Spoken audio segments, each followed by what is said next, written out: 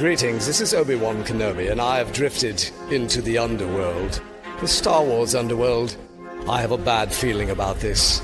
Here we go. We must go to the lower levels. The underworld. You've taken your first step into a larger world. You're after something. Ben. Since I've started the underworld, I've met so many great friends. Chris. I grew up in the 1990s, and mall packaging is nostalgic for me. Dominic. What I love most about Star Wars is that it's fun, and it's all-round good times.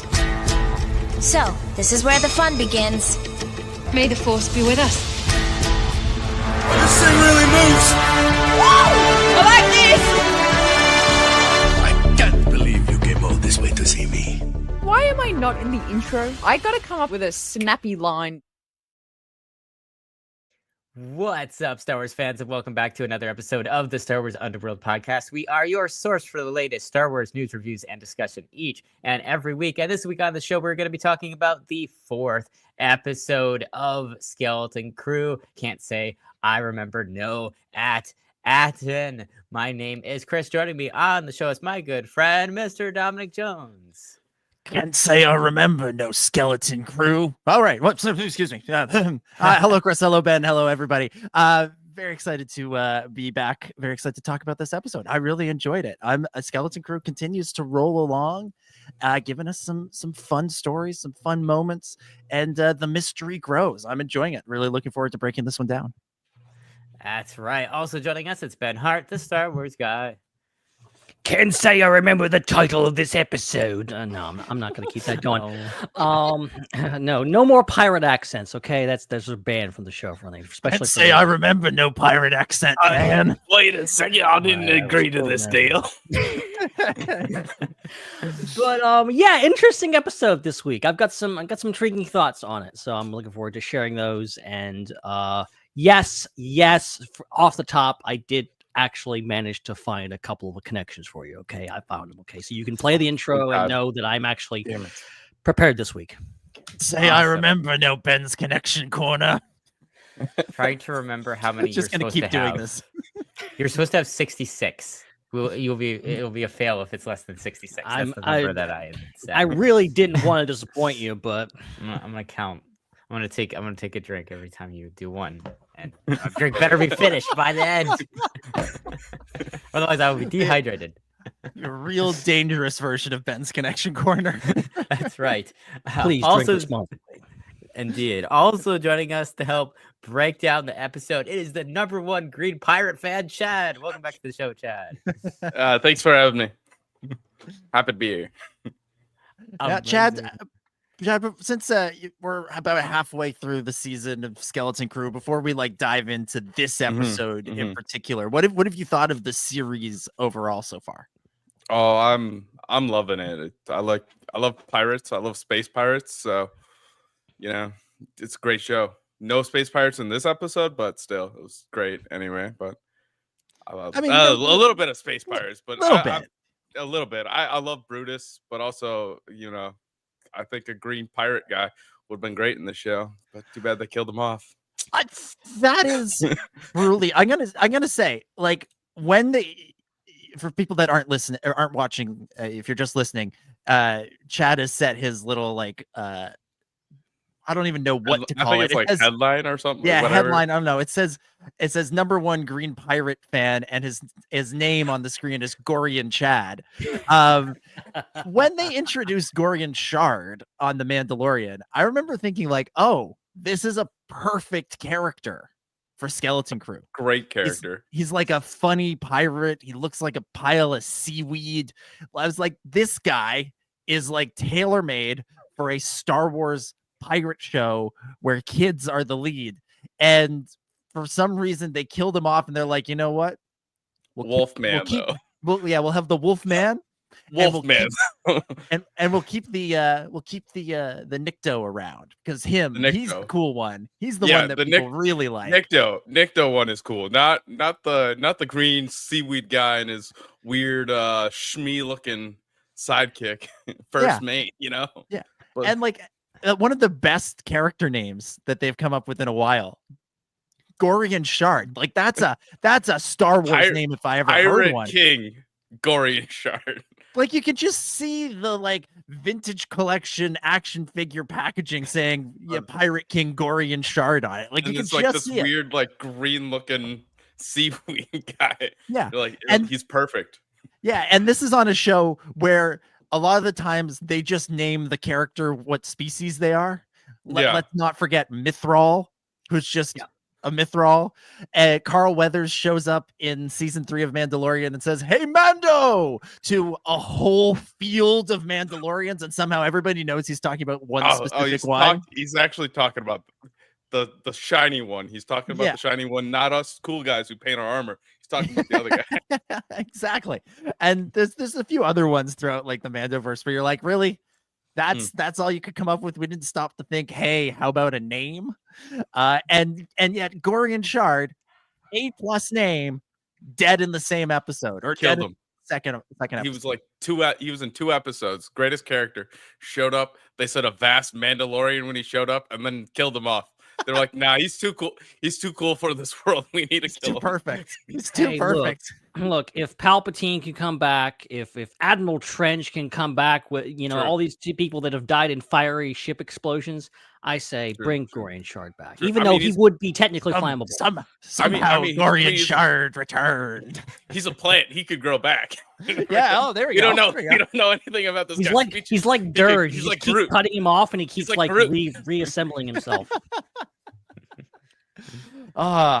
Actually, what we don't know is Vane has a little like flower pot with Gorian Shard growing, and he's just kind of dancing in the background. Yeah. Oh, yeah. The post-credit scene at the end of Skeleton Crew will just be little baby Gorian Shard dancing to a Huttese version of a Jackson 5 song, because apparently that's the thing we do now in Star Wars. It is, and that's a great song. So there we go. Rest in peace, Gorian Shard. We hardly knew ye. All right, Chris, plug some things and let's talk about this episode.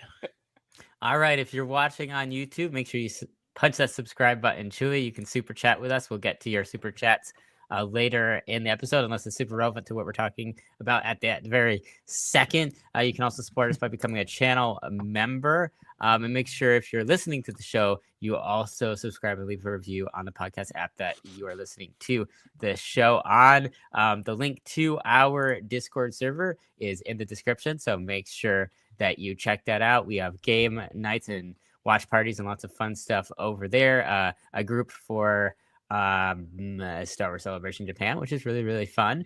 And make sure you follow us at the SWU on social media. Definitely follow us on Blue Sky. We are, joking aside, gonna phase out certain social media networks soon, and Blue Sky is the best opportunity to make sure that you continue seeing stuff from us. So make a Blue Sky if you don't have one, and follow us over there. And as always, check out all the other shows on the Star Wars Underworld Network. We've got the Raeside Iron Cannon Tales from Beyond the Galaxy Tractor Beam and more. And if you're wondering where our other co-host is, let me just say, can't say I remember no Hannah Raeside. Theoretically, she's on her way. All right, let's get into things. Allegedly. And talk about Skeleton Crew Season 1, Episode 4. Can't say I remember no Attin. I think that's the last time we'll have to say it that way. Written by Chris Ford and John Watts, directed by the Daniels. Let's go around, give some initial impressions on the episode, and Ben, we'll throw it to you first. All right. First off, I'm gonna preface what I'm about to say with this might sound crazy. I might sound like a sane person for like 5 minutes, but bear with me. I didn't like this episode. Boo! Boo this bomb! Boo! But here's the thing. I admit that I am wrong about this episode.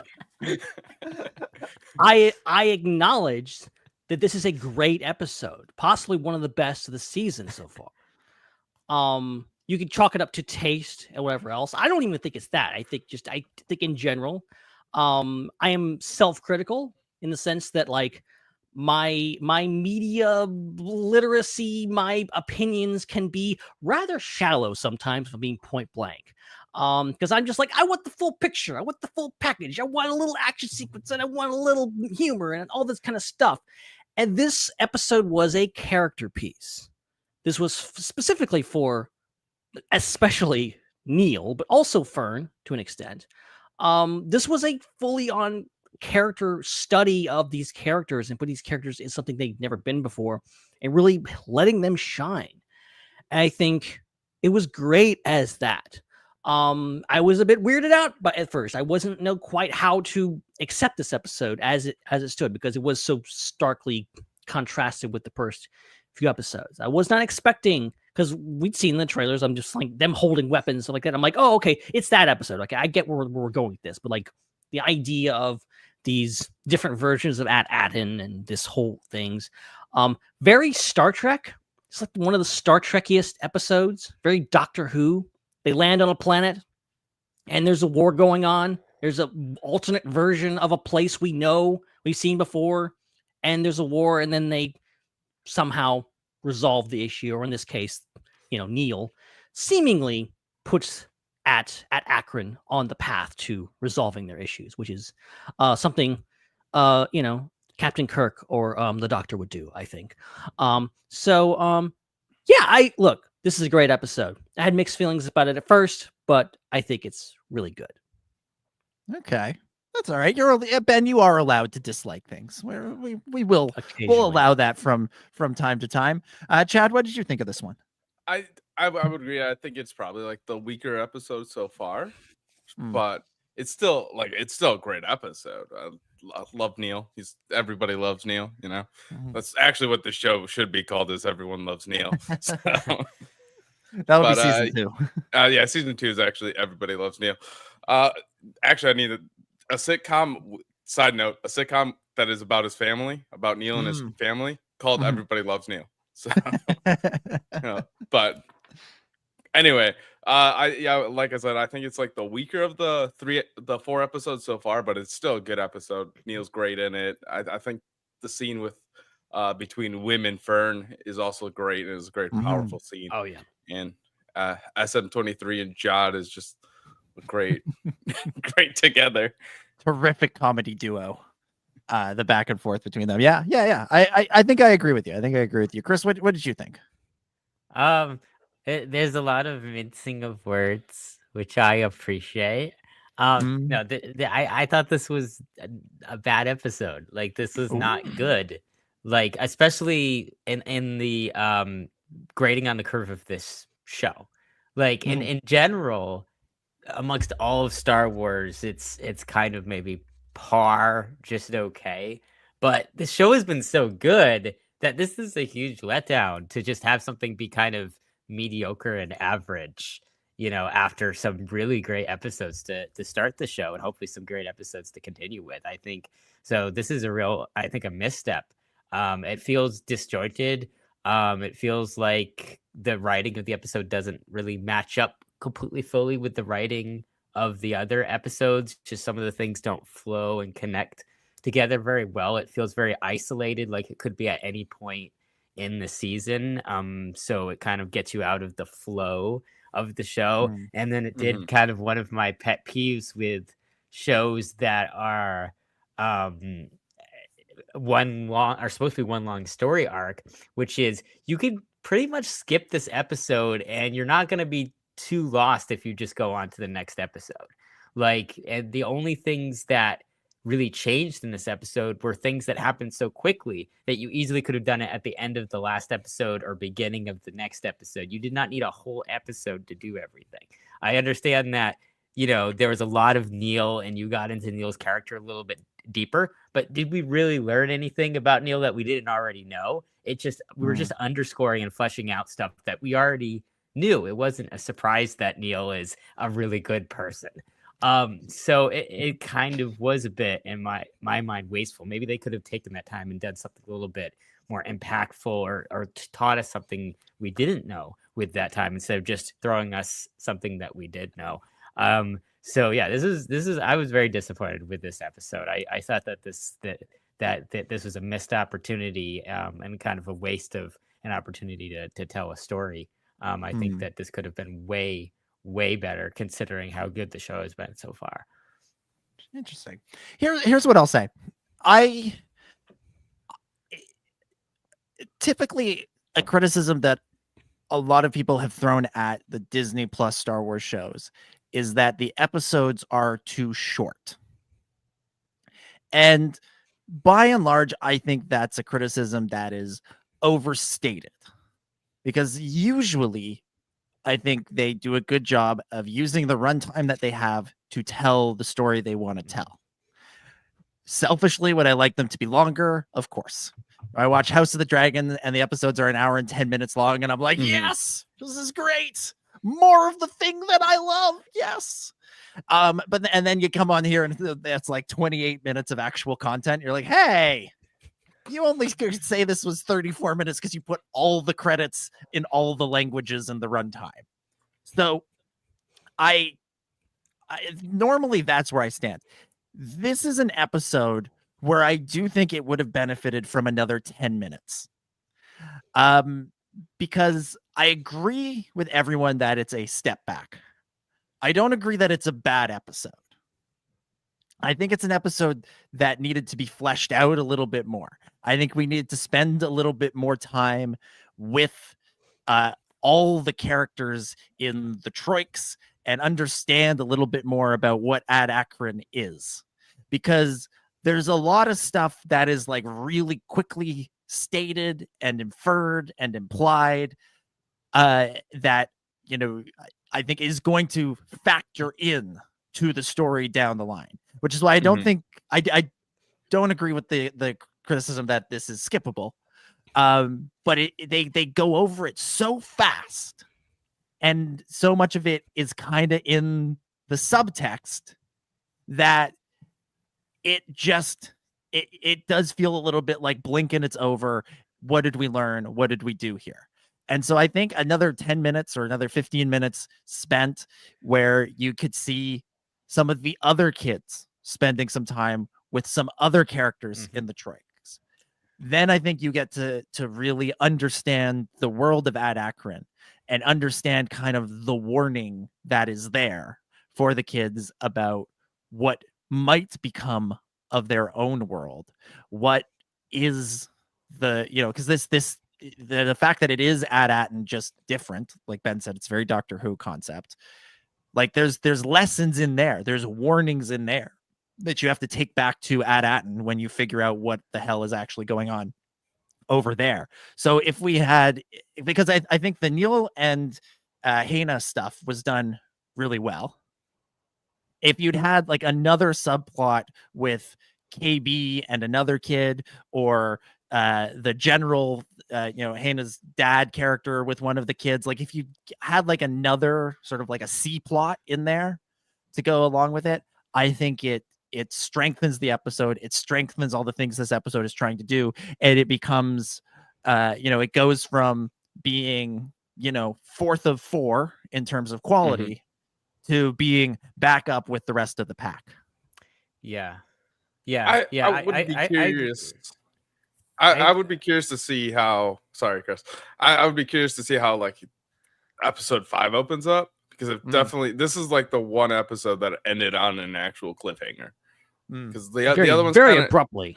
Yeah, very abruptly, kind of a little bit of a cliffhanger. Because all the other ones, like you kind of like, especially like in 2 and 3, you end it like, okay, we're going here, or this is what's going to happen next. Like in 2, you end in the jail cell with John, like appearing. So you're like, oh, so they're breaking out the next episode. When 3 ended, they're blasting off into space, and it's like, oh, so we're continuing the adventure. And then this one, it's just like, oh, Neil fainted, which is great, but like it just ended, and you're like, oh, I need like 5 more minutes at least or something. It was an odd spot to end on. Yeah, no, I agree with you, Dominic. Like that was one of the feelings I was having when I was watching the episode, was that the pacing seemed really fast, and it seemed like we were kind of glossing over things, and I didn't really I didn't care for the characters on at Akron at all, because they had really no backstory. Like it's just, you're just thrust into the situation where this war going on. You know nothing about it. You know nothing about the characters.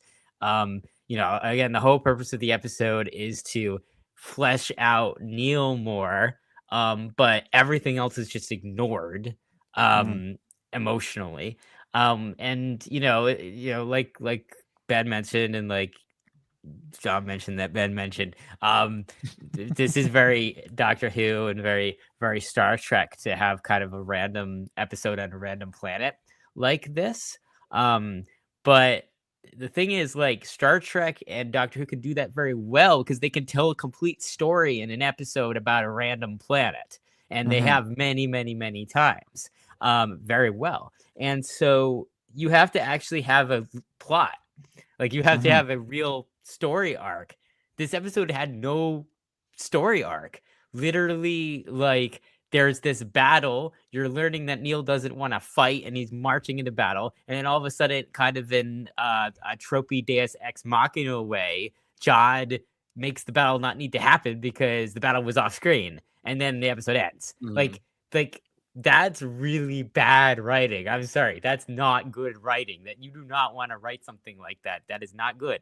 And so, you know, if you had more time to develop that whole story and wherever you're going to go with it and however you're going to resolve it, if you could do it in a more interesting way with more time to develop it, then yes, we could do something with that. But this kind of more came off as almost like a chapter in the never ending story type 80s story where it's like you have, you know, a very, you know, dissociated situation where you have a character placed into this dreamlike, fantastical scenario that doesn't feel real, that feels surreal. So you could learn something about them, and just everything is assumed now what's going on around them. Like that's what it felt like, and that works if you have a whole movie about this. Like if this was a whole show about Neil's adventures and him going to all these random places, kind of like in a Nomad Droids like but way. Isn't that what the show is though?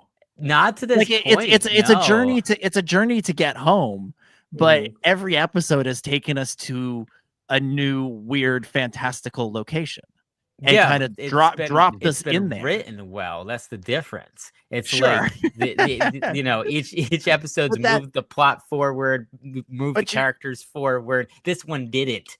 It just was, you were just left with that piece. You were left with that by itself. What I want to add to this is like, I think what if I had to encapsulate like my mixed feelings about the episode is just like when they get off the ship and they meet Hanya, whatever her name is, like it's just like from there Hanya on Harding. from there on it's a derail of the episode. It's a derail of the main story that we're following. Everything before this has been like, oh, here we're going here, we're going there, we're going this, things even going like to Kim, but that was in service of the overall story. And I'm not saying every single thing needs to be in service of the overall story. You can have side quests. Mandalorian did that all the time. Like that was just like very episodic, and I loved almost all those episodes. But it was a different thing to go like, okay, we're going to just follow these characters. And I agree, they didn't commit to them maybe as much as they could have. They're not like, the little girl is the only one that's like a likable. The rest of them are kind of a-holes. And they're just kind of sending children into battle, and it's not very things. But then like, when I get back interested in the episode is when they're going towards the tower. I'm like, okay, we're going somewhere. We're going to go get the coordinates. This is interesting. Like I'm back in. And I think that's where this episode picks up again. The rest of it is kind of like, I'm not totally invested in these people. I think you guys are underselling the importance of this is the exact same planet as their home planet.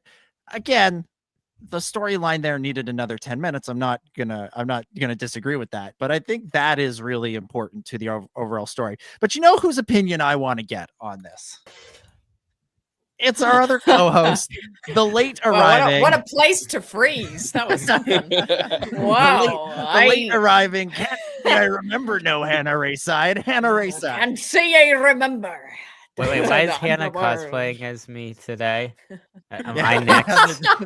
That's dude. I absolutely need to like dye the front parts of my hair blonde as well. That'll complete the look. Absolutely. And then just whole thing. G'day there. G'day there. What did you think of this episode? Yeah. Interesting. This episode was a really weird thing. It was like so neutral. It was too neutral. It was like we did something. We watched something. It was Star Wars, but it was neither great or bad. It was so in the middle. that I actually don't have like a critical like it is this about this episode. I just have this kind of like it's just I felt like I just had like a you know, like in I think it's in Star Wars, they have those like nutritional bars where it's like you don't really eat it for the taste, you just eat it for the nutrition. I felt like I had one of those. A lot of those, yes. Yeah. I felt like we had one of those where it's like, okay, we got something out of this, but it wasn't bad or good. It like moved the plot forward at the like very last like 10-15 minutes of that episode when you got into the towers. Like, oh hey, we got to actually move the plot forward like the little bit. But again, we like Dom was mentioning earlier, this is the exact same planet of Attin. Also, great naming all the planets the same names for us dyslexic people who already have a problem.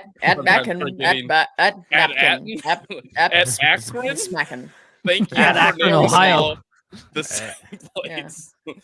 Same it's like crazy name. So, but yeah, like so it expands like the mystery of Attin. Like, why is the other like 8 or 9 other like places the exact same place? Like same thing. Like they're like maybe different experiments or something weird like that, or is it just like these societies that all the other planets were all destroyed at some point? Yeah, and I want to just skip back to what you said just earlier, Chris, as well, before I came on listening into you know, we got introduced to this planet, and I do think like the overall story of like learning, like what you just explained, Chad, like we learned the kind of more context about the main plot, like that is the takeaway for this episode. But if we actually just take it at surface level, it was just like we were just thrust into this group of people that outcasts, and yes, that's a sad story, and yes, that's, you know, who are these people? What's their context? What's happening here? But we didn't even really get anywhere. It was just like, hey, let's use your child labor because we accept kids. Here's a gun. Okay, walk into this street real quick. Oh, Jod's here. Let's move on. Like, it was literally that fast. It's like, but then I felt like the actual dialogue, like that we take the scene that Neil and also, can I just say the girl's name sounds like Hannah? Oh, like, come on. yeah, that's literally how Americans say times. my name. Yeah, it was Hannah. And you know what? I kind of. Yeah. Oh, look at that. There you go. Yeah. Got just get you one of those. How good's your scarves. French Russian accent? yeah. The Russian accent. Neil, we are in constant conflict here. We can't leave this planet. What the hell was that? That French was my nailed it. Actually, that's pretty good. That's pretty good. It's right? for Peruski Francois. There we go. Anyway, what was my point here? Oh yeah, we had this like kind of interesting conversation between these two, and clearly trying to share this like message of war and conflict, and show more about Neil's oh, look at that sweet face. You know, show more of Neil's heart and character. But again, this was summed up in about 180 seconds. And the dialogue I felt like was meant to be really powerful, but we just did not have any connection or any reason to really be invested in these scenes. Apart from Neil just being this kind of fanatically fan favorite, adorable little thing that everybody loves, it was kind of hard to really jump into this and be on board and be like, wow, that was an incredible scene. It was hard to do that for like 37 seconds of this conversation.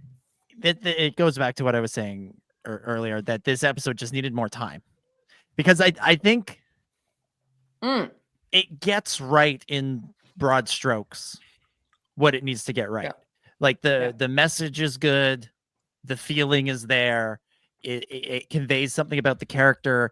It speaks to hope for the future in the way Hannah takes what Neil tells her and says, you know, this is something I'd like to, you know, put into action as we go forward. Like, all of that is done really, really well. But I think what you're all getting at is that it all just happens so fast. And the point of pacing, the point of writing, the point of telling the story and the way that you're telling it is to make the message more impactful because you feel it instead of just hearing it. Yeah. Because we can write down a philosophy. You can write a philosophy paper and it can be really dry and boring and we can sit there and read it. But it's more impactful to watch those philosophies play out over, let's say 45 minutes of really impactful television. I think that's what we've sort of come around to in this discussion, is that that's what's missing here, is a little bit more time to make these moments that in and of themselves are not bad. In fact, I think they're good, land more effectively and convey their message more effectively than just, writing it down on a piece of paper and saying it out loud. I mean, like any show, any movie could always use more time, except this scene is great, but it could, if you expand it out like 10 more minutes, is always great. Granted, they wanted to keep this episode short for a reason, I guess. I agree with you, Dom, that there needs to be at least 5 more minutes in this episode, 5 to 10 more minutes. But I mean, it's what we got. It was a decent episode. It's not bad. There's some great heartfelt moments between Neil and Hannah, and there's also that great scene between Wim and Fern. Oh yeah, I feel like that was like more emotional, even because I love Fern and Wim's growing on me. So it's like, oh, that's like a great kind of like emotional scene of like Fern being like, hey, I'm not fit to lead this, and then Wim's like, no, you're more fit than anybody else here. And I think that scene hits because it's built up across the previous 3.5 episodes that lead up to that moment. The fact that those two have been kind of jockeying for leadership of their little band of pirates, and the fact that it they do realize that they are in over their head and they are relying on Jod, who's a stranger, and they don't know if they can trust him, and as a result they find themselves in a situation where they don't think they can succeed, and it's a very it's a tender, powerful moment between the two, who have really not gotten along thus far into the series. But we're starting to see the bond that's being built in that moment. Again, it hits because it was built up to over 3.5 minutes, or over 3.5 minutes, 3.5 episodes. It was real quick. It was like the rest of the episode, just over a couple minutes. I like that. Oh my God. And while we're on it, in terms of like tender moments, can quibble with Jod like coming out of nowhere to just end the battle and skip the battle. The moment of the kids realizing that he came back for them. There's a lot of, that there's been a lot of debate over, is this guy a Jedi? Is he not a Jedi? How do we view him? I'm back on the he's a Jedi train after that moment, because that was yes, he stole the credits. Okay, fine. That's not really Jedi-like behavior. But everything else about that was true Jedi-ness, right down to, a really understated and really subtle, but really sweet moment between him and Fern when she realizes he's come back. And that specific scene comes on the heels of not only them having the confrontation after leaving Kim's, of being like, no, tell us the truth, and he doesn't want to tell them, and like, no, you're gonna work for us, and blah blah blah, and then start this episode with no adults in the cockpit, blah blah blah, like, having this very tenuous relationship. Engage babysitting protocol. Exactly.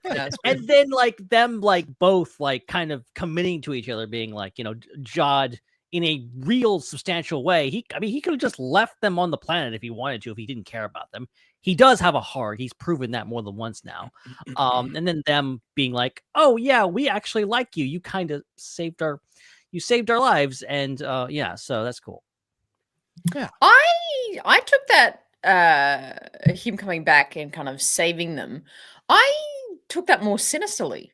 I think he's hiding something. I think the reason, because it felt really obvious that we didn't get actually any physical conflict in this episode. It felt really obvious to me, like it was a story point. I wouldn't be surprised, and I expect $20 from all of you if this happens. Okay. Wait. That later Australian on- bucks or American bucks? There's a difference. Yeah, that's true. That's Canadian true. bucks, actually, which was Australian. Oh, that would be a Like, good we got deal a if it was better dollar. Canadian bucks. if it was Canadian. I'll agree if it's Canadian, actually. Yeah, I was the same. That I think we'll get a flashback to this episode where we see how he actually got the Eopies. And I think it's something super dark. I think he killed everyone.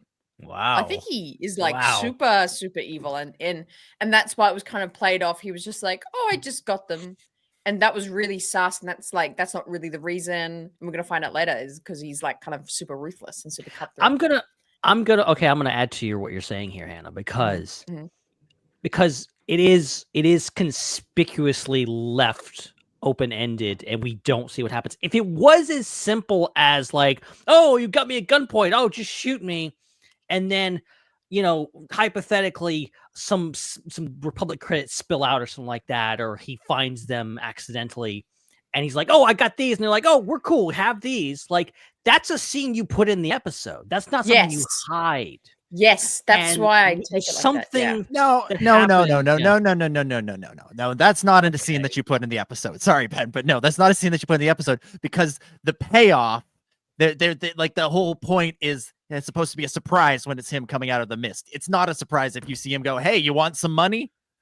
Like you don't put that. But I think they could have cut it there. Like I think there would have been banter, Jod and the dudes, and out spills the money, and then they look at each other, and then it cuts away.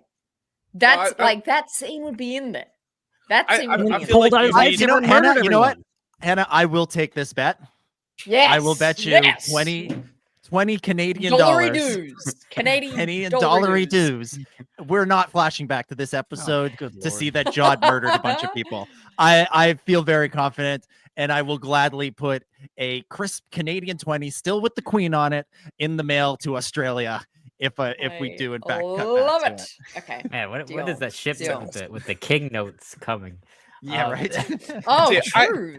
I feel like if we did see like Jod talk to him, or like even if we didn't leave off where Jod's like, he just shoot me, I guess, like he kind of gave up, then it's like, oh, okay, yeah, what's the mystery of like who's coming through the forest or who's coming through that mist, because you need that who's coming through that mist, or the kids are they're in like danger right now, are they going to get attacked? And then when it's Jod and a pack of Eopies, and Jod and SM in a pack of Eopies, it's like, oh, they've been saved, like, kind of a thing. If we saw him talking to them and making the deal, that's just kind of like, oh, I guess we know what's going to happen. Like Jod's going to come and save him. You need that emotional moment. It's not very emotional, but that kind of like shock and fear of what's going to happen to the kids. Are they going to get attacked, or is it? I think this comes back to my original criticism then, that I felt like the situation wasn't built up at all. Like I think that's why I write off, it didn't need to be a shock, because I'm like, it was 180 seconds of them being like, we're child labor, work for us, all right, go in the fog. Like it was so quick. Like it's nothing. I think what we needed was like the two factions like fighting. We needed to actually see them fight, to actually go, like, there's a threat here. Yeah, instead of kind of like when we first kind of get on the planet, and then they're first kind of found, and they're like hiding from the bad clan, the Haitian clan, or the Hatton clan, or something. Hatton, I think. Hatton. The Hatfields and McCoys. Hatton. Yes.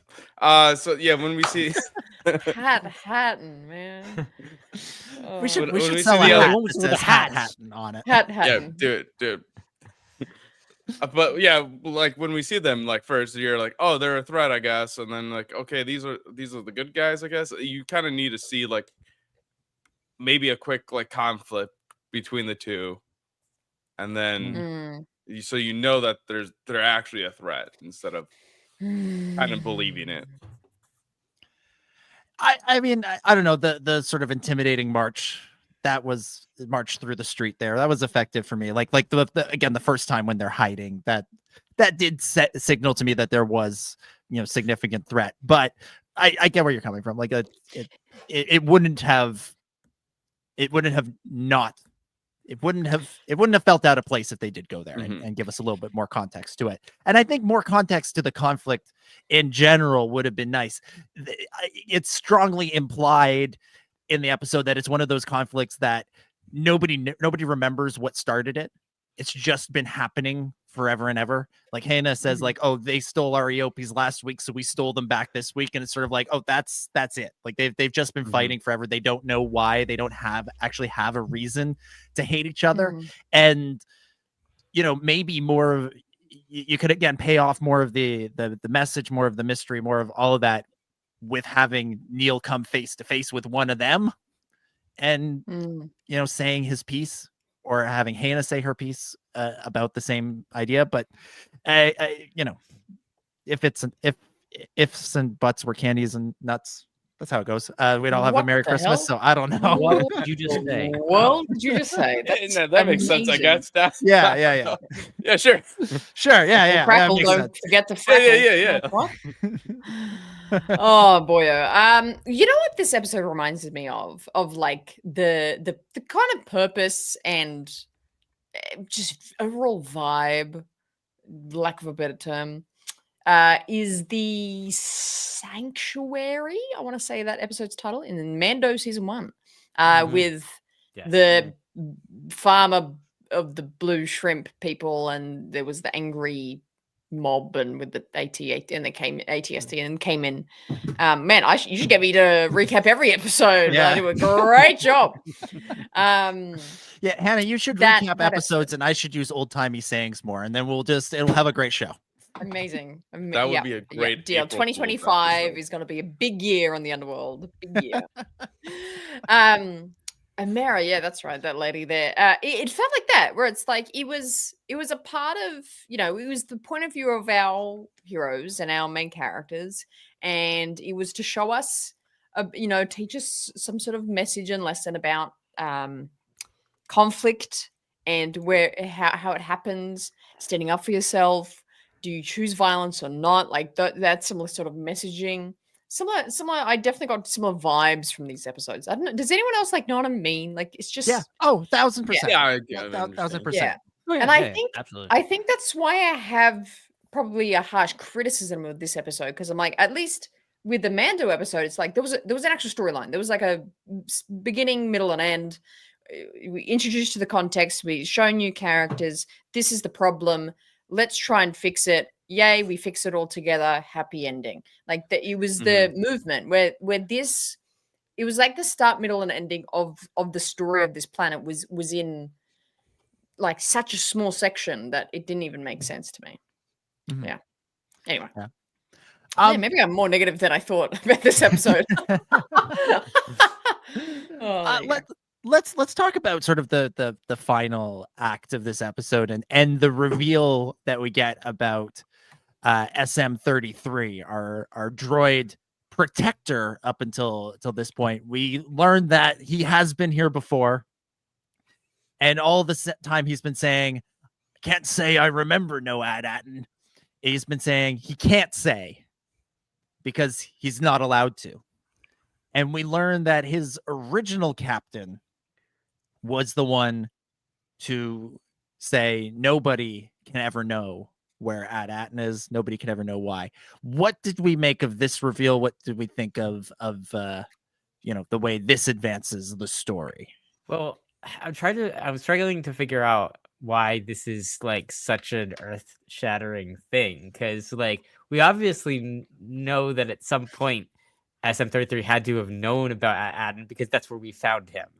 So the only reveal is that it wasn't like damage that caused him to forget, but he was programmed to forget, which it's not, I don't know, it doesn't really tell me much more about the mystery of what's going on, that, a pirate captain would tell his droid to forget about where the treasure planet was. Like that doesn't really seem like a strange or surprising thing that really changes our perspective on what's going on. So if anything, it just serves as a plot device to allow the characters to figure out what their next step is and how they're going to get to the next point in the story, which is, again, having an entire episode with one of the main purposes and one of the main reveals just be a plot device so you could get to the next episode is kind of like a weak sauce thing for me. Like you could put that anywhere. You don't need all of that set up for it. So I think this is kind of an underwhelming reveal as far as reveals are concerned. It could have been something way more interesting than that. But it was something. It definitely was something. I'll give it that. I believe that's called damning it with faint praise. Yes, it was something. That's great. That's great. Anybody else? I think I kind of agree as in terms of the reveal.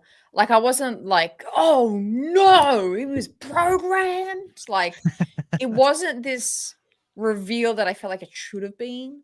It was more of a, oh yeah, that fits, that goes. For me at least, it did broaden me to like. I really love this end sequence because it made me really consider like, hey, what is happening on Attin, and it made me start to connect more and more dots, being like, okay, so the Onyx Cinder is the pirate ship that crashed. How long was that crash there for? And SM-33 was programmed not to talk. Who was the captain? I have a crackpot theory that he's actually the captain. There is no captain. That Smee is actually in charge of everything, and he's playing along or something. I the actual purpose of this scene, I wasn't wowed by the reveal, but it did make me consider like what else is happening, with the whole pirate situation. So, yeah. Do you know what I thought might be happening that I think would have been more interesting than what ended up happening? Was when they initially ended up on the planet and they at Akron, and then they discovered that it was really similar to their home planet, but everything was a little bit different and everything was dilapidated.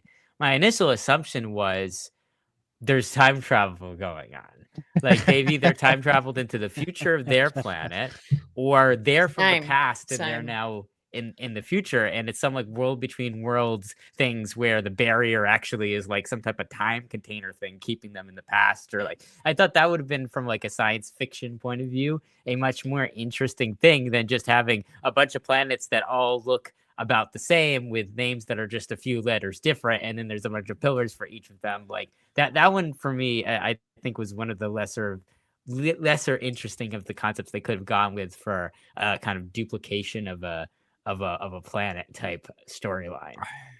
I had a similar thought at the start of the episode, because when it seemed like they were approaching Attin, like it seemed like they were going home, I was kind of annoyed because I was like, it's really already? Like, I wanted to keep going and exploring the galaxy more with these fun characters, and we're already back to Attin. That felt so. Serves me right for taking the show at face value in those early moments, but I was kind of annoyed, and then I was wondering, like, is there time travel? Is there something else? What all this says to me, like, I know the like a fair reading of this could be there is treasure on Attin. The pirate doesn't want anybody else to get the treasure, therefore he hides the location. It's a classic pirate story, makes sense, like it, love it. I'm hoping that there is more to it. I'm hoping that the treasure on Attin is not treasure at all. It's actually something horrible and horrifying. And that, this will then allow the kids to, apply the lessons that they've learned on the adventure towards, saving their home from, the evil that the suburban niceness is covering up. And so my hope is that, the pirate captain discovered the truth, and it was so horrible he never wanted anybody to go back there. And it's almost like an act of like niceness from said pirate.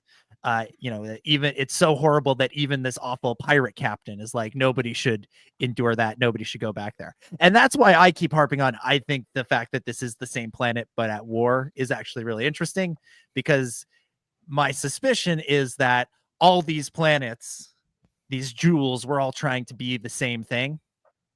And on all of them, society has disintegrated for some reason, because whatever they're doing is actually so evil and so terrible that it has, driven their societies to, these sort of wars of, eternity, these never-ending wars that we see on this planet, and that it's almost sort of only a matter of time before that happens to Attin.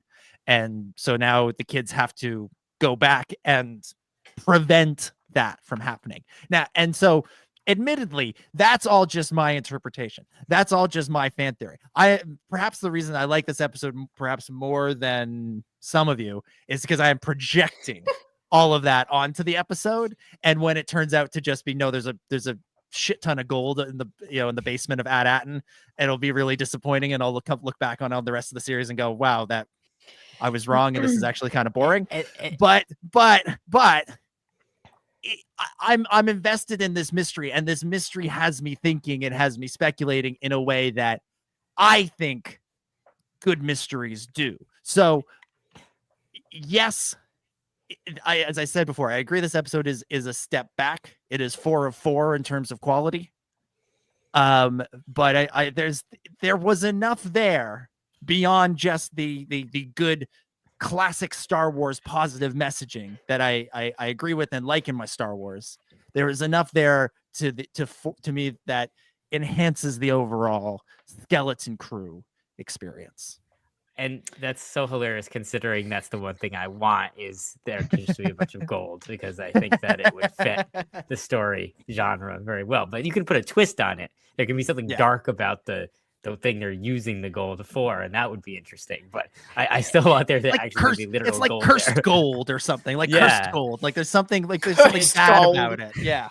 It's time we realize that the show's actually Treasure Planet or Treasure That's what I Planet slash Yes. Treasure Island. Like it's actually that. Yeah. That's what the story I mean, is. this show has been so clever so far that my expectations have risen, perhaps unreasonably high, that like it isn't going to be like, oh, they're just going to go back to Attin and they're going to open a hatch and there's gold and they're all rich. Like, it's not. Yes. That's too perfect. There's going to be a Chris. twist in the third No. act, that's going to bring this all down, and it's going to be something about like the treasure was the friends we made along the way or something like that. I mean, you have to remember that the show starts with them trying to get like a bunch of gold out of a safe, and there was none in there. So I thought of what it did before the word came to my brain. That was great. And Treasure so Island. it's like, it's like they have to come full circle with that moment. If they're not going to show it then, they have to show it later. Otherwise, what's the point of not showing it at the beginning? It sets up an expectation that then doesn't fulfill itself, which is unsatisfying. Well, I mean, not necessarily. Like, there's a version of that where he's constantly looking for gold, Jode, and never finding it, and realizing he needs to have a broader, better goal in life than just gold. And seeing as he is a Jedi, he is a Jedi. Yeah. Jedi? He's a Jedi because he's a Jedi. He will ultimately do the right thing in the end and want more than just gold. No. But there'd be white space whales. If that was the story, it would be a white space whale, not gold. There's still time for the Purgle to show up. Okay, and I'm fine with that. If a Purgle And then white blast Purgle him shows off up, to go save Ahsoka. Go save Ahsoka. It's all a big setup for all season 2 of connected. Ahsoka. that would be great. I'm down for that. This is some Marvel cinematic universe ass storytelling. Yeah. If that's what we're doing. That's fine. That's fine. But we got to get to that point where that's introduced, because right now this is a pirate story. It's not Moby Dick at the moment. Hannah, you were trying to say something in there. Yes, I was. I have 4,000 theories of what could be happening here. And we're going to go through all of them right now. Yeah. Let's go. I got buckle time up. to name every single one. Buckle up. Let's Okay, go. so first concept is who's in charge of Attin? Is the origins and beginnings of the First Order, and what is happening of the workings of these planets, and why they're so secretive is essentially what happened on Narkina 5 in Andor, where a section of humans that are like inhumanely kept and worked to this greater evil of the Empire, and you know, the whole prison sequence is them building the Death Star. Pretty much similar concept, but with these planets, where they have whole planets of people working in these really kind of vague analysts and researchers and all these kind of things to build everything toward Starkiller Base, all the power things and systems of the First Order, and everything and everyone is working towards the First Order, but they don't really know that. Like, the actual citizens don't really know what they're building to, but they know it's like serious and that's all they can do, and they can't leave this planet, so they just have to do it. And that's like one theory I have that's going to be like connected in. And I'll just throw in there, like, all the kids' parents, with the exception of Fern, they're all analysts.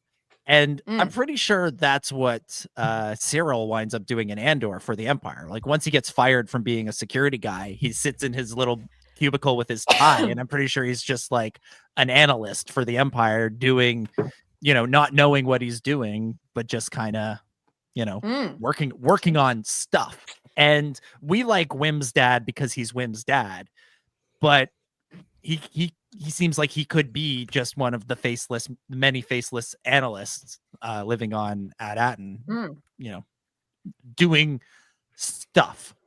What he's analyzing, we don't know. And like you're saying, it could be bad. It probably is, in fact. Yes. And the other theory that kind of goes into this is that I think a part of this story, especially this back end now in the final 4 episodes, we are going to meet Wim's mum. And I think it's going to be either two sides of the story. It's going to be she isn't around because, like, she's in charge of everything. She's the supervisor, or she's on the bad side. She's working high up and she can't see her family anymore, and she's like not great. Or the complete opposite is that we'll meet her and she's actually out in the galaxy. She's actually out of the barrier. She's out somewhere, and they run into her and they find out who she is, and oh my god, it's Wim's mum. And she helps them get back to Attin and find their way back and you know, help do whatever they need to do on the planet. That's what I think. It's one of those two, but I think we'll still meet Wim's mum. Has there been much talk of Wim's mum? Like, I know there's one moment, like, where he says he asked for a bedtime story like mom used to do, but I think that was the only mention. No plot talk, just your typical establishing the fact that there's only one parent type of conversation. I think that the moment we know Wim's mom is going to show up is when, in the first 2 minutes of an episode, he starts talking about her in a very sort of loving or unknowing way. Here. Yeah. Oh, as soon as he says that, you know, she's coming in. Next scene. Let's go. The stinger at the end of the episode is, "Mom, hi Wim, Iris out. Tune in next week." Yeah.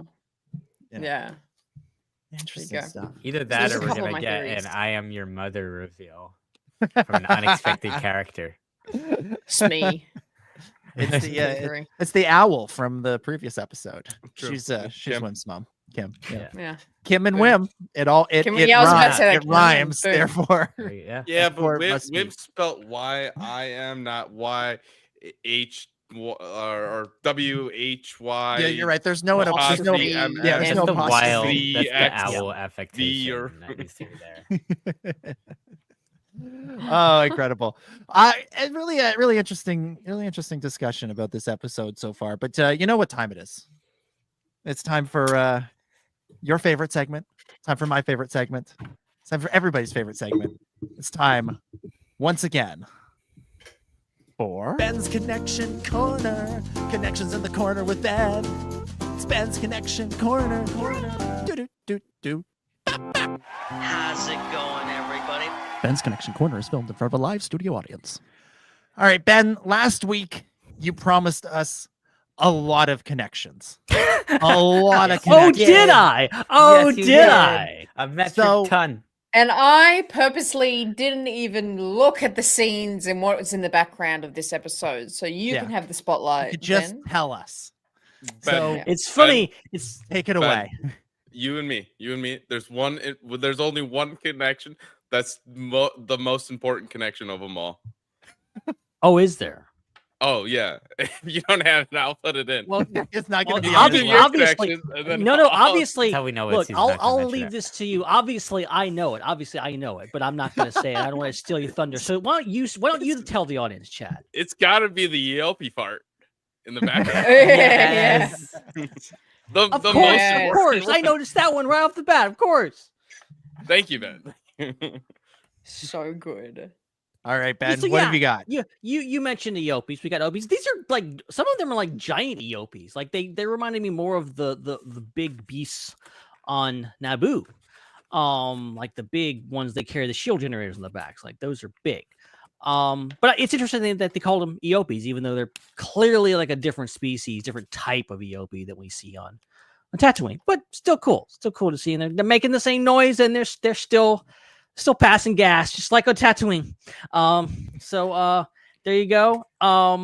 What's interesting about this thing, this is kind of a joint little connection here. I noticed a lot of the whatever the names are of the troopers that are with Hyena, some of them are wearing the Imperial helmets.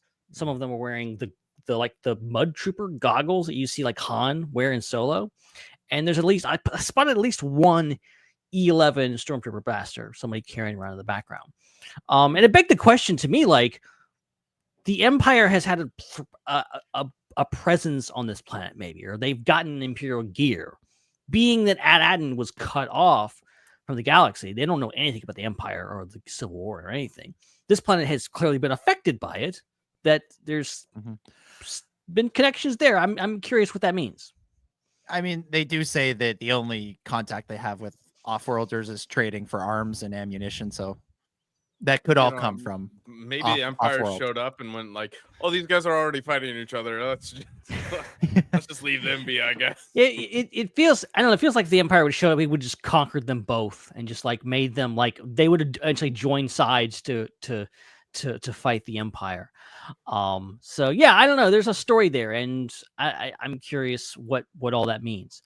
But it is cool to see just there's a lot of original stuff. I didn't notice much in the background with all the blasters and stuff like that. I think there's a Z95 rotary blaster. Something you may remember, good old Heavy from the Clone Wars carried one of those. I think that's what Wim is carrying, and he blasts and it throws him backwards.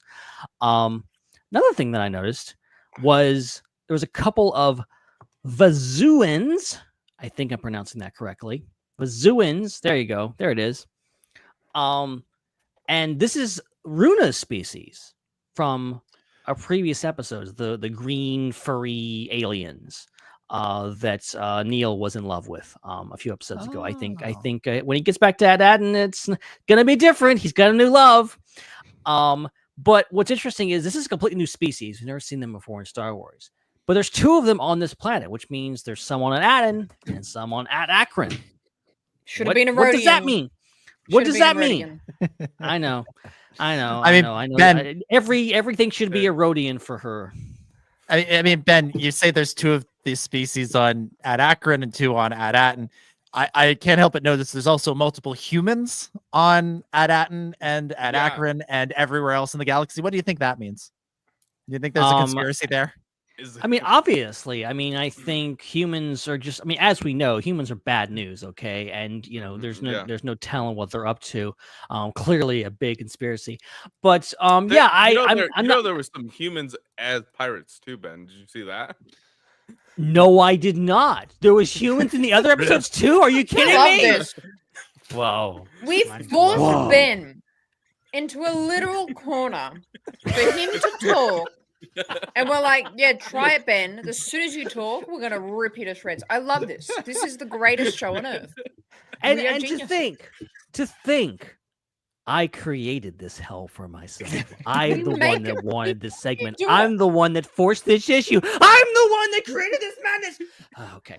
All right. I'm trying to keep my cool here and just Wow. say But you got to catch up. That's You're only it. at 5. You only have 5. Merry Christmas. You only have 5 so far. There needs to be more. What I'm are not you? satisfied. What piece of angel? I can't just paper are create you holding up connections out of thin air. Oh, okay, all right. So the episode opens, and there is stars, and there's a planet. Yes. You may Oh, remember yes. Oh, yes. stars and a planet from other Star Wars. Star Wars. 6. There's another connection. There's connections. stars in the. I think Star science- Wars. Oh my That's a good one. gosh. That's a good one. Scientifically, Ben will die if he's not sarcastic.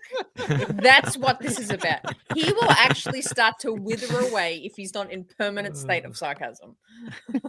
I mean, it's true, all of it.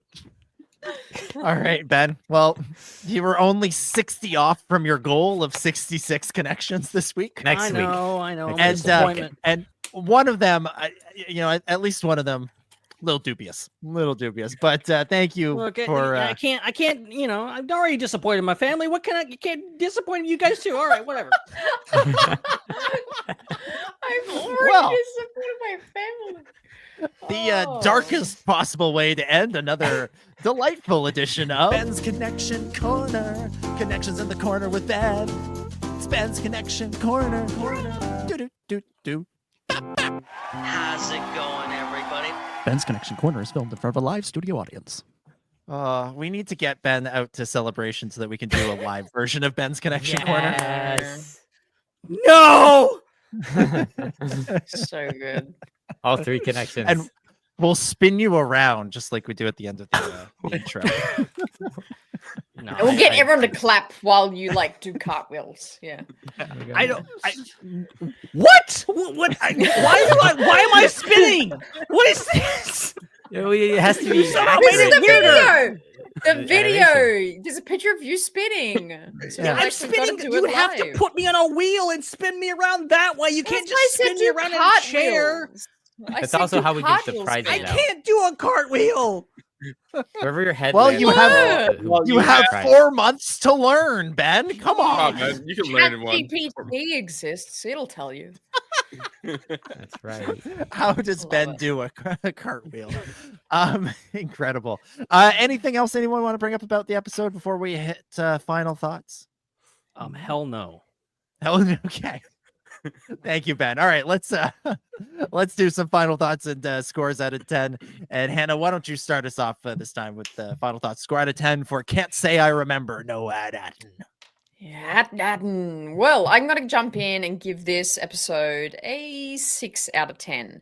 Lowest so far, but I do agree with you, Dom. Previously, you just mentioned how the surface level there wasn't too much happening in this episode, but I actually came away from the episode being like, okay, so who doesn't want to know about Attin? And is that the center one? And the theories kind of really are pouring out for me at this point with the show, which I'm really enjoying. I love theorizing like that, even though a lot of them, 99% of the things I say will never come true. I think that's a part of the fun of kind of watching live Star Wars. So I'm having a great time with that. But 6 out of 10, I feel like is a fair call for me for this one. 6 out of 10 for Hannah. Chris, what about you? Final thoughts, score out of 10 for episode 4. I'm hoping that every kind of show has a low point. I'm hoping this is the low point, and it's all going to be amazing from here on out. But yeah, definitely compared to what I think this show could be and what the show has proven to be in the other episodes, this just is not up to the same level of quality for the writing and the editing and the experience as the other episodes. So I'm gonna give it a 5 out of 10 because I feel like Hannah liked the episode a little bit better than me, so I have to give it a lower score. Fair enough. I love how I'm the measuring stick for this. Yeah. I was gonna give it a much higher score, but then when you came out with a 6 out of 10, I'm like, okay, if that's your neutral, then okay. I love that. I love that. Gorian Chad, your final thoughts and scores out of 10 for this one. I can't say I remember no score. This was wow. This was a solid 7. Not all episodes can be 8s and 9s, so this is a good 7. I enjoyed it, but again, it really slowly moved the plot forward. but I needed a little bit more. But it's still a good episode, and I enjoyed it. Mm-hmm. Yeah, 7 out of 10 for Chad. Ben, you care to disappoint your parents again and give us your final thoughts and score out of 10? This is where we find out they love this episode. This was their favorite episode of Star Wars ever. Yeah, well, that's part of it. Let's not get into that though. Like I said, first watch, I was myself a little disappointed in this episode, and wasn't sure how to feel about it. But upon further review, I think I've even after this great discussion that we had, really came around on the episode. I understand kind of what it was trying to do, even if I think in places it could have been better paced, and just could have been overall maybe have been a little bit of more on the nose with this message. But I still loved the character work that they did for Fern and Neil, and really, I'm hoping that next week they can kind of kick it into high gear and head towards the finale, because we are halfway through, and that's kind of sad, to be honest.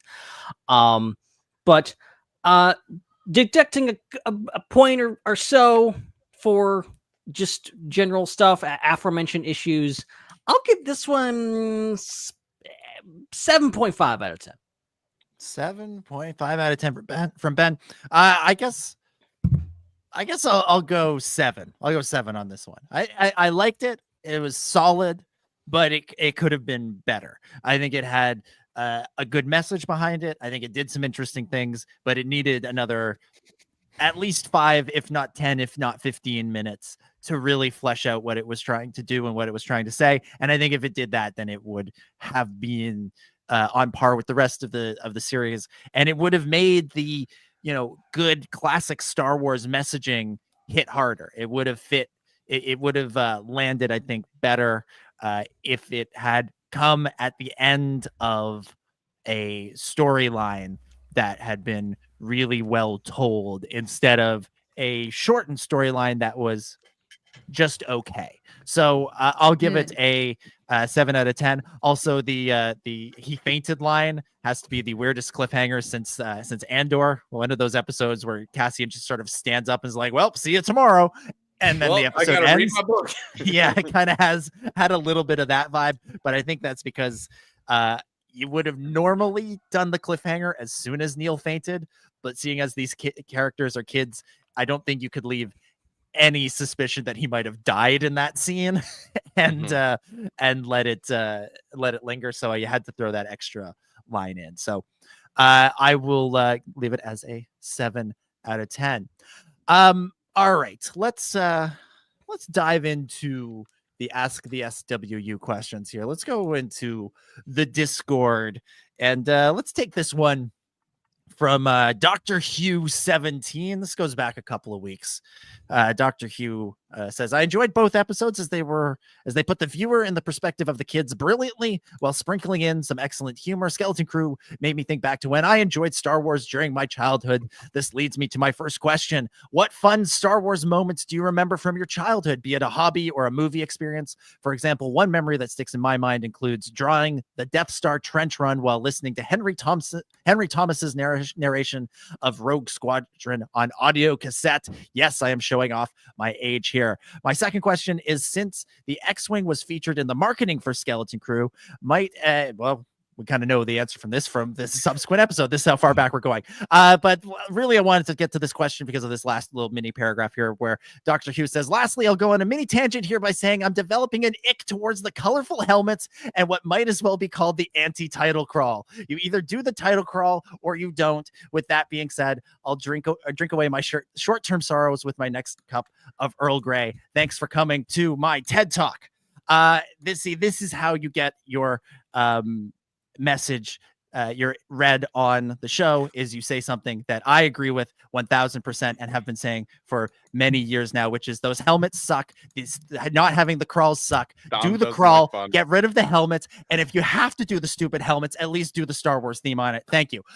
First part of the question, which was favorite Star Wars memories as a child. It's our last show before Christmas. It feels a little appropriate to get a little nostalgic and look back on childhood. Does anybody have one that sticks in their brain they want to share to start us off? You mean back when my family loved me? I'm just kidding. Oh my goodness! Wow, this is that. What's happening I'm here? sorry. I'm milking this off for all I can. Become a dark episode. First of all, the helmet thing is great. I love the helmets.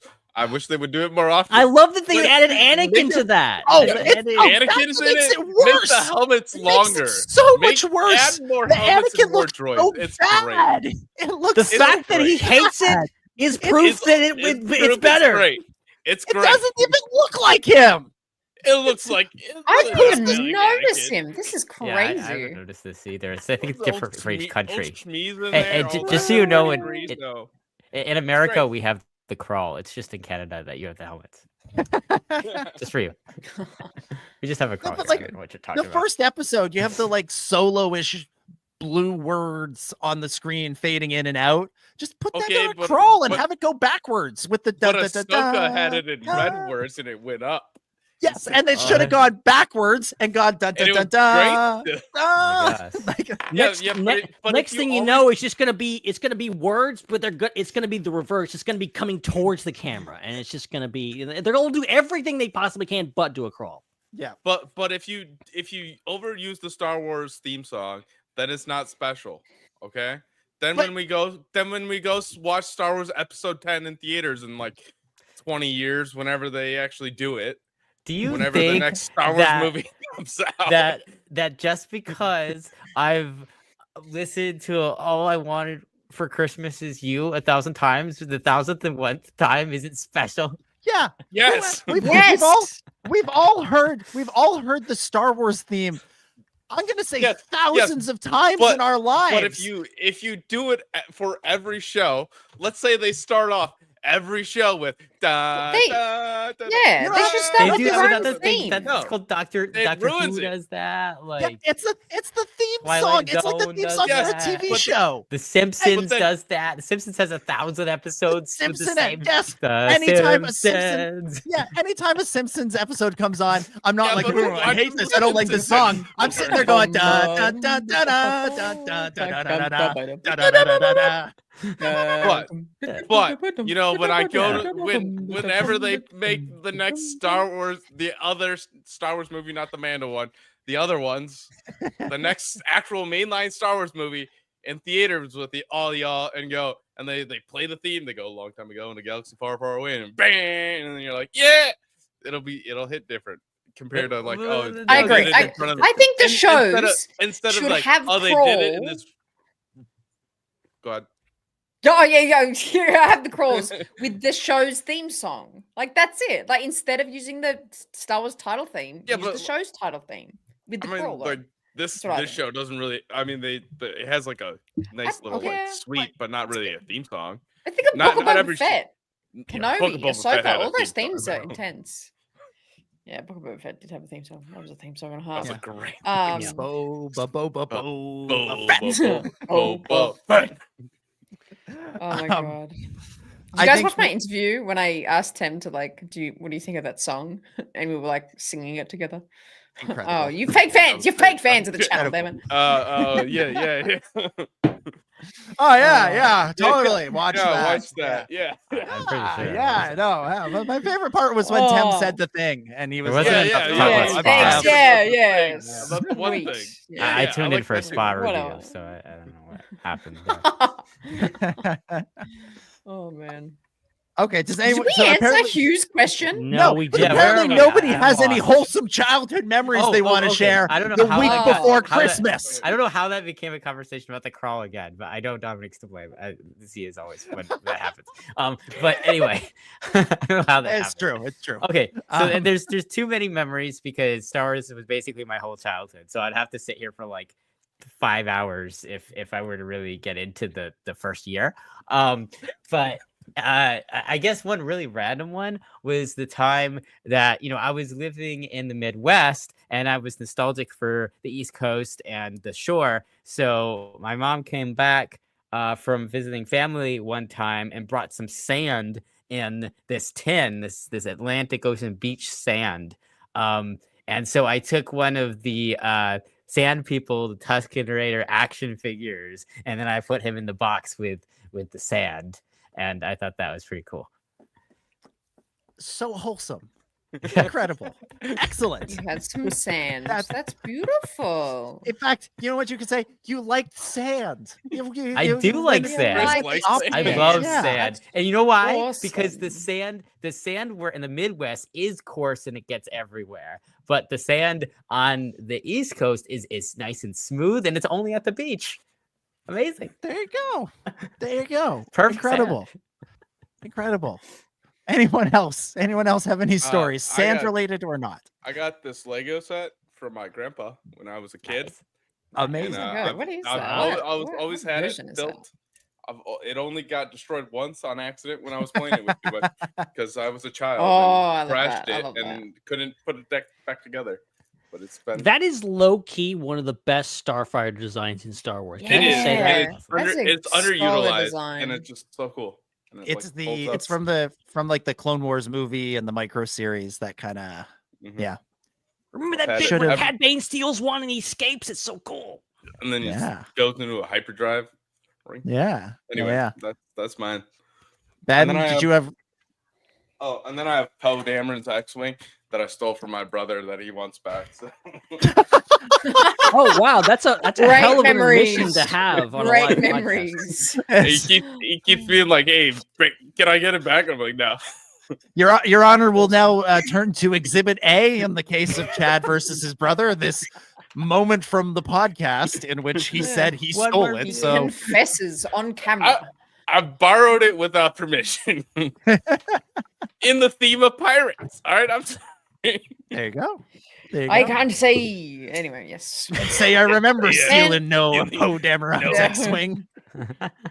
I'll be honest. I am struggling with like finding a specific memory because there's so many. Like, Just be happy for a millisecond, Ben. Is that What's a that? crime to you? I'm trying. Okay, I'm trying.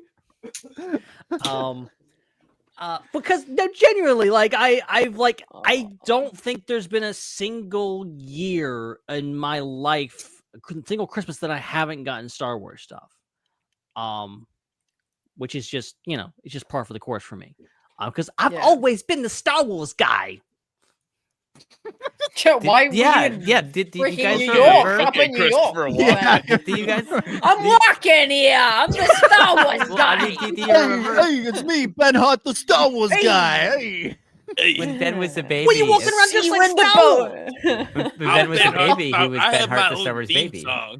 Hey, I'm the Star Wars Hart, guy. the They Star Wars call. baby. Weirdly, it's not a childhood memory, but I was in New York for Christmas of 2015, and like seeing every single like Force Awakens poster in Times Square was amazing. Yeah.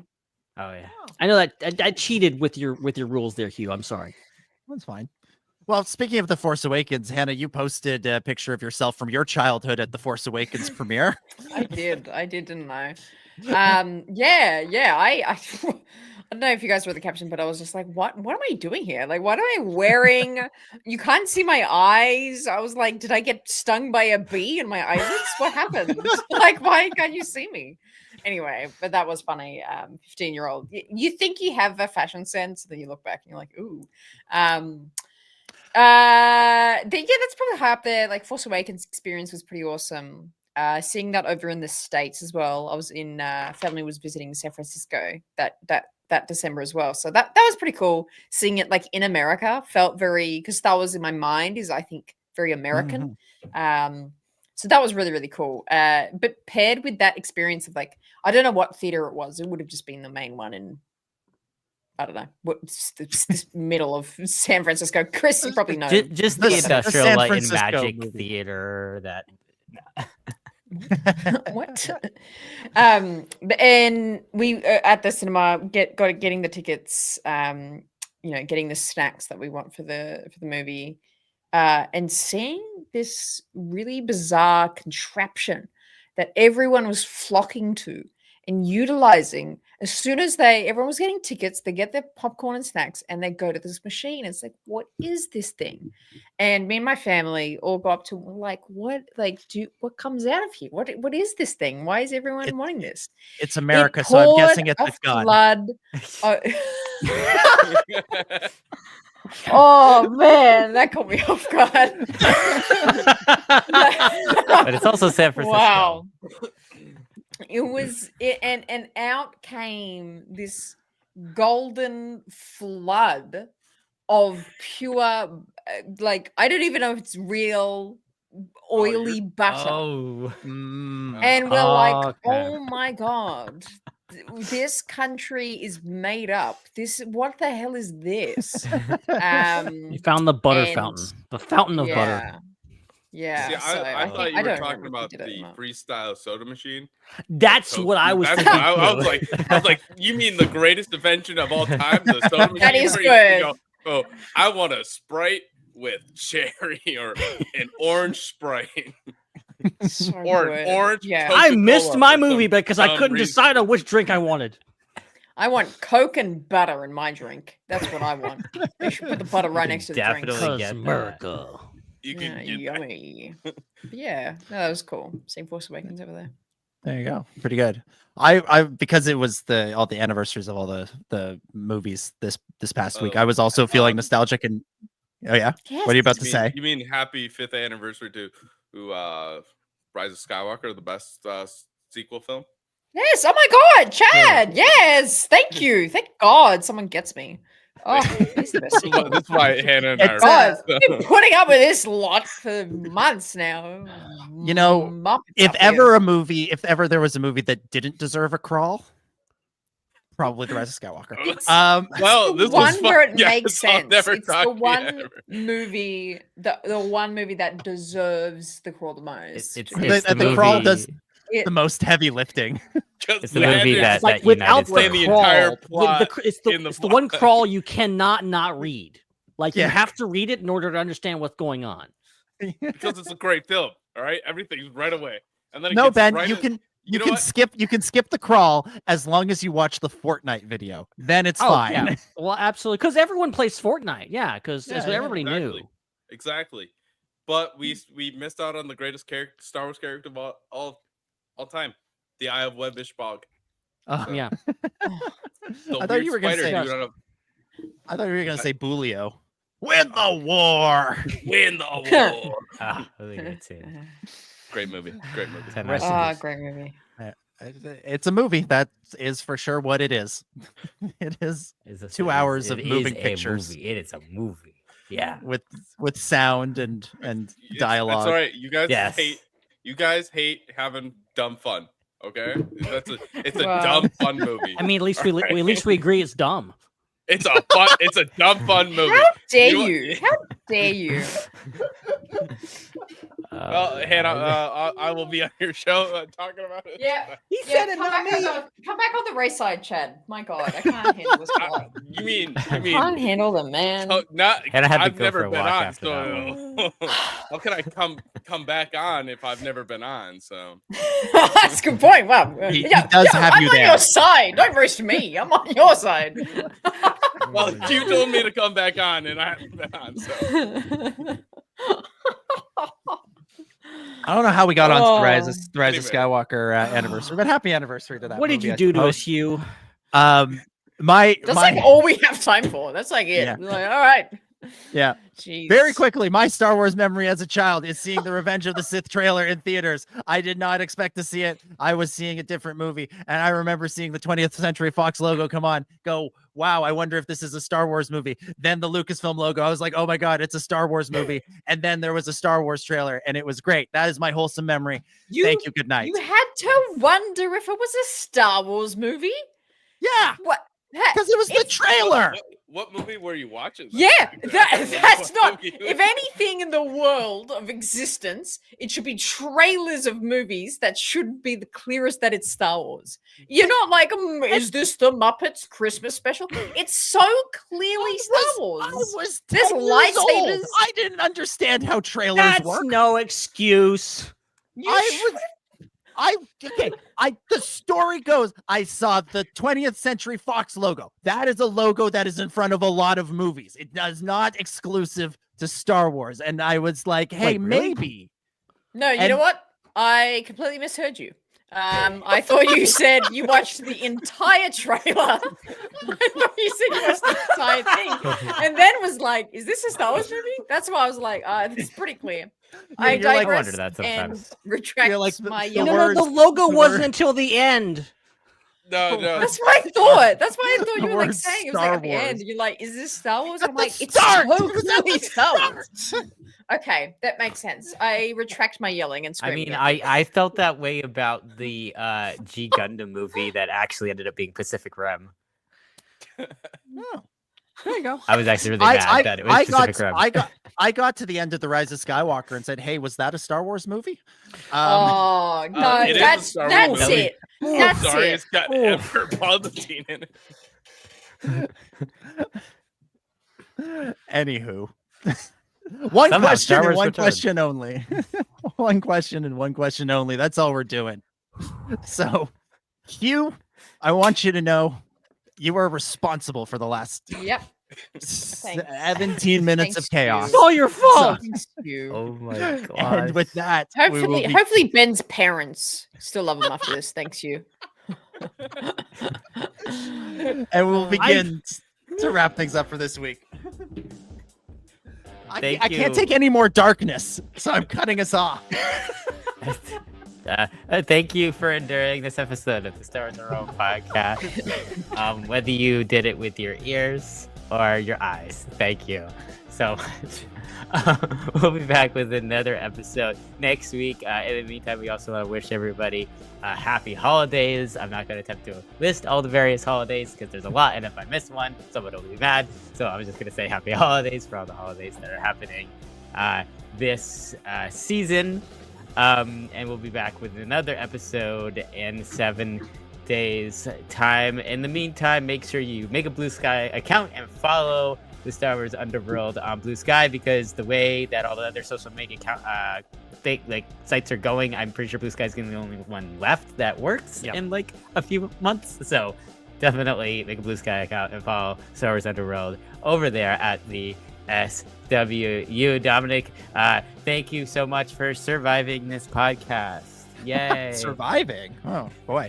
Oh, no, it was a lot of fun. It was great fun, as always. Really interesting discussion. I think we had an interesting, thorough discussion of that episode, and I enjoyed it. Even though, it maybe wasn't the favorite episode, it was still fun to talk about. And I think when Star Wars is fun to talk about, that's a success in and of itself.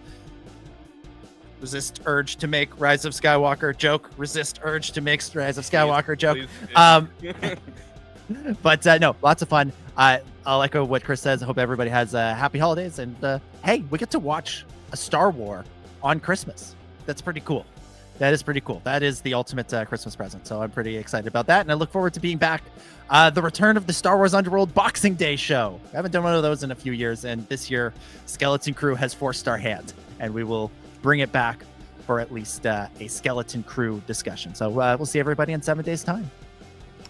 It's so cool that Canada has a sport dedicated to a holiday dedicated to the sport of boxing. Yeah. We love it. We just go out in the street and punch each other. It's lovely. You know what? I think it must be a Commonwealth thing, because we have it here too. Yeah. And in the UK, they've got it as well. It's just these filthy traitors that denied the crown. And and pirates. We're essentially pirates, really. How dare we fight for our freedom? We put presents in our stockings. You actually do something functional with them and put them on your hands and box with them. Yeah, Very functional. That's what Look, it is. We had boxes. We had boxes. There was tea in them when we threw them in the water. Okay, no and that's why we're here right There's no now. boxes here. They're not allowed. Because tea is gross in America. So that's what you're celebrating on the 4th of July. That's your Boxing Day. That's why all your giveaways are brown, because you put all the tea everywhere. That is completely why. Yes. Oh, that hurt. Yeah. I woke up and chose violence today, apparently. I don't know what's with me. Oh, my goodness. Okay, where were we? Oh yeah, at Dominic J25 is where you can follow Dominic on social media. Chad, thank you so much for guesting tonight. We appreciated you having you on. I always love coming on and chatting with you all, even though sometimes Hannah and Dom hates me. So Yeah, we're never here apparently. We were here this time. Hannah showed up like half an hour late. He'll always take it as a slight, no matter what. It's You know a slight. what? You know, Dom, you hate Rise, the best Star Wars movie of all time, so it's okay. Awesome. Do you have anything to promote, Chad? Specifically, any shows you been can on? follow me on Blue Sky. What is it? At Chad PTI, Awesome. where I make dumb jokes like Jedi, more like Jedi. Love it. Excellent joke. Thank A you. plus. Thank you. This episode was not myopic; it was myopy. All right. Ben, thank you so much for gracing us with your presence tonight. Oh, it was a pleasure as always. Glad you guys could be here for my therapy session where I get to talk through my feelings on the episode and also reveal way too much about my family drama. But yeah, it's been a great time, and guys, we'll talk to you next week maybe. Yeah, you may be a disappointment to your family, Ben, but you're not a disappointment to us. Well, Never. At Ben Hart with no E is where you can send your appreciation letters to Ben. I'm assuming that's also where love you'll find letters. Ben on Blue Secret Sky. admirers. Yes. Love it. There's There you I don't go. think there's anonymous messaging. Yeah. on Blue That's Sky. just a Let's- circle, Ben. What did you do there? What was that? Do it again. That. We Dude, circle yeah, you. there you go. Heart, man. There you go. We circle you. I can't make my fingers work sometimes. That's what happens when you take the E out of the heart. It just becomes a circle. That's how Does that, mine that do works. this? am Like, the I'm gonna do heart, that thing. okay? Yeah, see, look, I've even got. See, that's an Thing. old Visual school way of effects. doing it. Y'all are just boomers. This is how you do it now. Oh, You do it like this. Yeah. Oh, Okay, because all okay. relationships are about money now, so that you do the money. Yeah. It's all about the vault. How much gold you That's got. all about I the thought it was because dairies. all relationships are Italian, but Yes. Definitely. Yes. And Hannah, thank you for being on as well and coming all the way here from the Raeside, despite how long it sometimes takes you to travel from the Raeside. Thanks so much. I love being here, everyone. Notice how she hit her face. Notice how she hit her face while she said that part. Like I good don't want to. ASMR I don't want right to there. actually. No, like, yeah. I don't want to Visuals actually. don't do matter in anything. ASMR. I've never. I muffed it. I was trying to quote something and like I four can't quotes remember started coming out now. at once. Right, it's like, Okay, yeah. I was gonna say that, but whatever. Thanks for letting me in for another show. And it was just outside in the cold. It was raining. Yeah, I was just in the blizzarding rain. She had a window. puppy, sad puppy next to her. We had to let them in. Yeah. With a cup.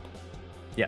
that sad puppy was actually Captain Brutus, though. So Yeah. So maybe that was good that we left Brutus outside. At the Raeside is where you can get more ASMR. Check it out.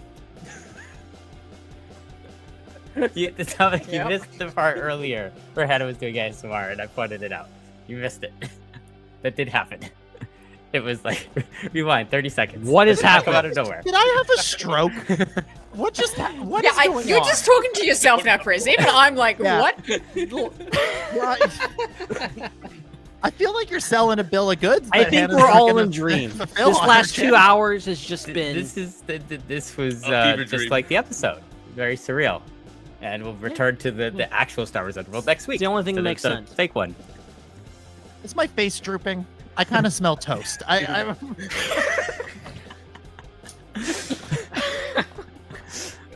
Okay.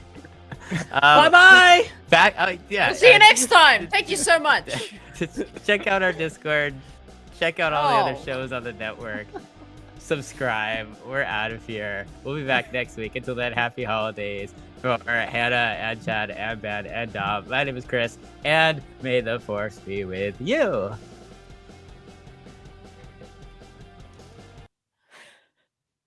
can't say I remember. No, it's a wrap.